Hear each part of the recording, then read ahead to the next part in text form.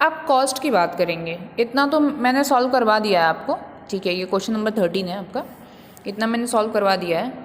इसके बाद कॉस्ट की बात कर लेते हैं। कॉस्ट इज ऑफ 1 मार्बल हो जाएगा आपका टाइल इज इक्वल टू 22.50, ठीक है। Cost of 1000 marbles tile is equal to 22.50 into 100/100, ठीक है।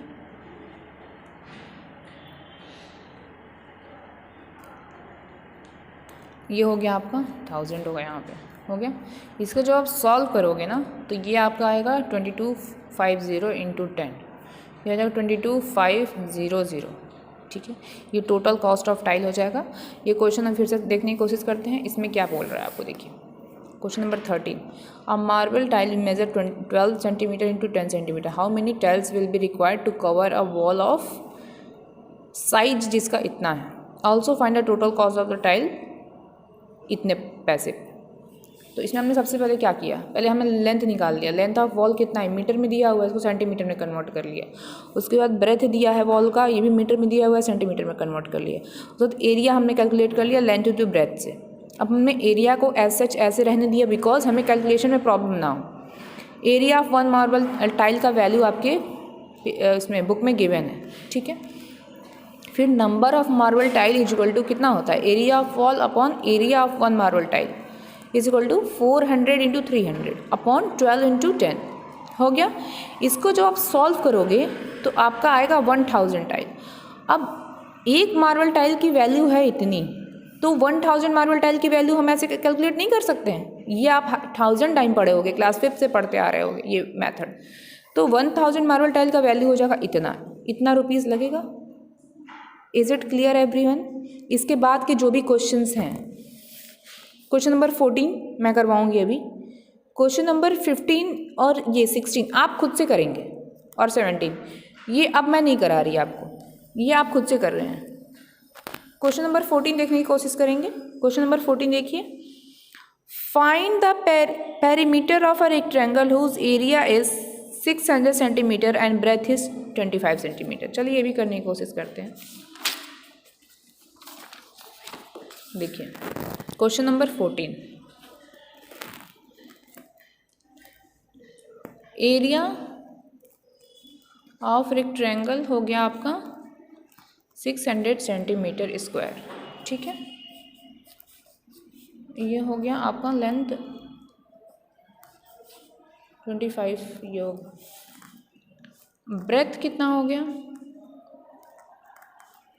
अब रेक्टेंगल कितना हो गया 25 centimetre square. Area of rectangle होता है length into breath.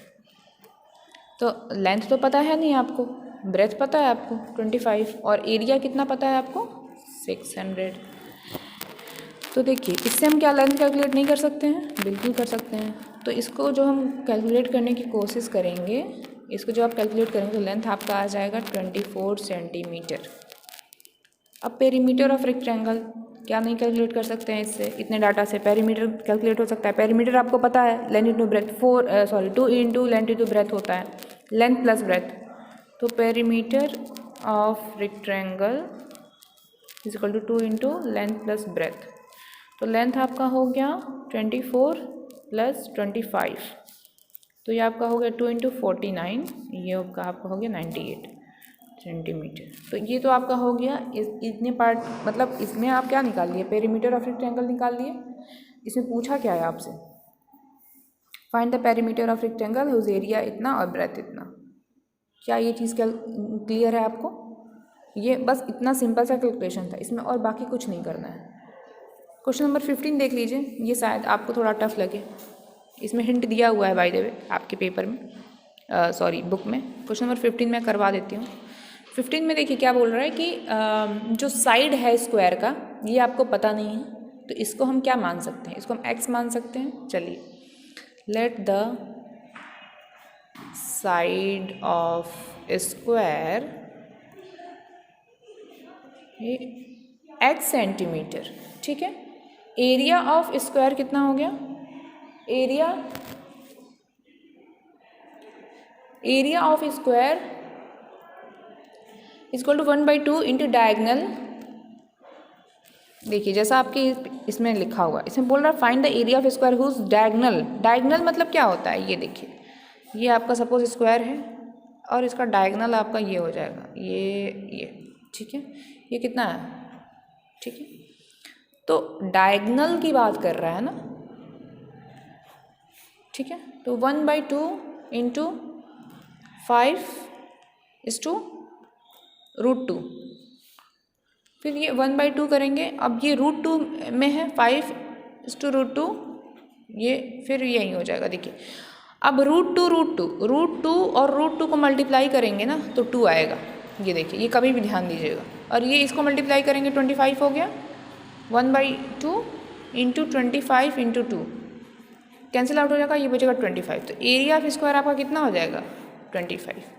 Question number 15 इस तरह से हमने देख लिया, और क्वेश्चन नंबर 14 देख लिया, क्वेश्चन नंबर 13 देख लिया, और क्वेश्चन नंबर 10 देख लिया। अब इसके बाद ये चैप्टर मेरे तरफ से ख़त्म हो गया है। अब आपकी जिम्मेदारी है कि आप कॉपी कंप्लीट करें, बाकी क्वेश्चंस खुद से सॉल्व करके लाएं, और जहाँ पे डाउट है वो आके हमसे पूछें। Thank you class.